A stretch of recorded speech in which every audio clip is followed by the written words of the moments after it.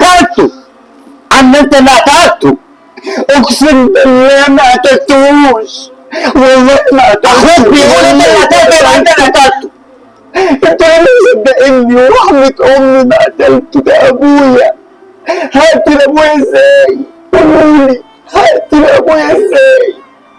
اقسم بالله دخلت لقيته واقع على الارض وبيقول لي الحقني الحقني، وجاب لي حق منه من مين معرفش. وانت دخلت لقيتوني نايم على الارض وبحاول الحقه ومعرفتش. والله ما قتلته، انتوا ليه مصممين ان انا اللي قتلته؟ دخلنا لقيناك بتموت ابوك، وانا اللي هترافع في القضيه، وهتشوف هحط حبل المشنقه في رقبتك ان شاء الله، وابقى اعرف تقف قصادي بعد كده. للدرجه دي شايفيني انا اللي قتلت ابويا، وبتقولي انك انت اللي هتترافع في القضيه ضدي كمان؟ ليه كده يا ولاد ابويا وامي؟ ليه؟ ده احنا كلنا في طبق واحد. ليه يا ولاد ابويا وامي؟ همسح دموعي، همسح دموعي. اتربينا فين؟ اتربينا فين يا ابني؟ اتربينا فين وسبت انا كمان همسح دموعي، وعلى دي تربيه، وعلى ده طبق كمان. فخس انا هو مكتفه تمام، وانت تبلغ البوليس. امسكه بس، يلا بينا. عارف لا ها، وعدتك مليون مره ان انا هحبسك، بس المره دي المره دي هخلي حبل المشنقه يتحط في رقبتك يا زباله، يا زباله يا كلب. عارف ليه؟ عشان بكرهك يا زباله. انت بتكرهني ليه؟ بتكرهني عشان ابوك كان بيحبني؟ بتكرهني عشان ابوك كان بيحبني وما بيحبكش؟ عشان انت غبي وظالم طول عمرك؟ بتكرهني عشان ايه؟ سيبني غور. انا بريء يا حضرة القاضي، انا بريء.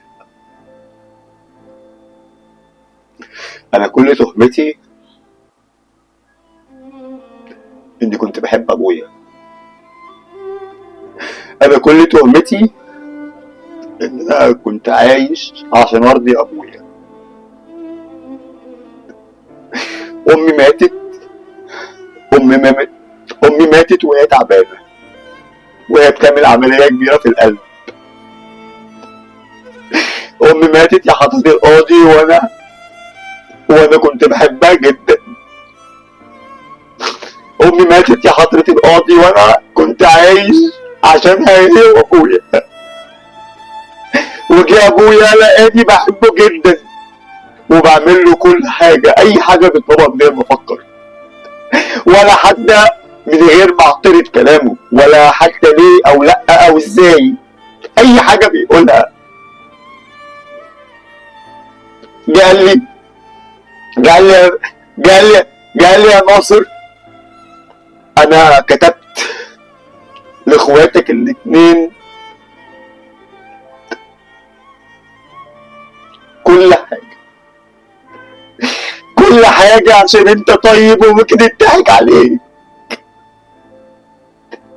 كتبت لهم كل حاجة عشان انت طيب وممكن يضحك عليك، واخواتك هيرطوك ويدوك حقك وزيادة.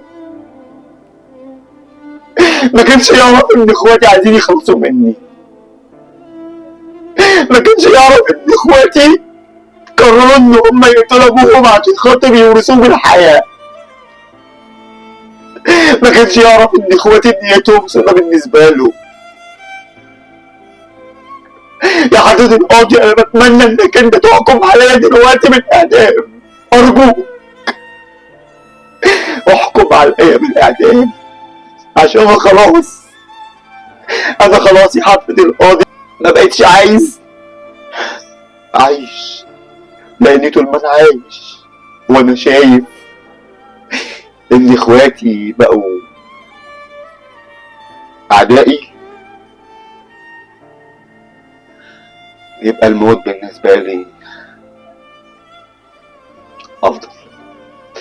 اتفضل يا فندم، اتفضل احكم عليا بالاعدام وانا راضي، احكم عليا بالاعدام وانا موافق، احكم عليا باي حاجة حضرتك عايزها. بس عايز اقول لك قبل ما تحكم عليا احكم على اخواتي، ان هم يفتكروا كانوا بيعملوا ايه حلو مع ابوهم وامهم. كانوا بيفتكروا ان هم ضحوا بايه مع ابوهم وامهم؟ بفلوس. انا ما كانش معايا فلوس، انا كان معايا صحة اقف بيها مع ابويا وامي، لكن ما كانش معايا فلوس.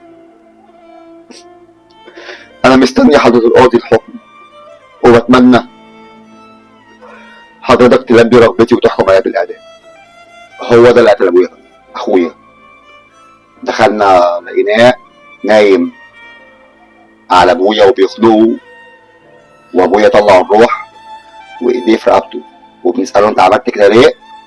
قال لنا انا لازم اخلص منه عشان كتب لكم انت واخوك كل حاجه.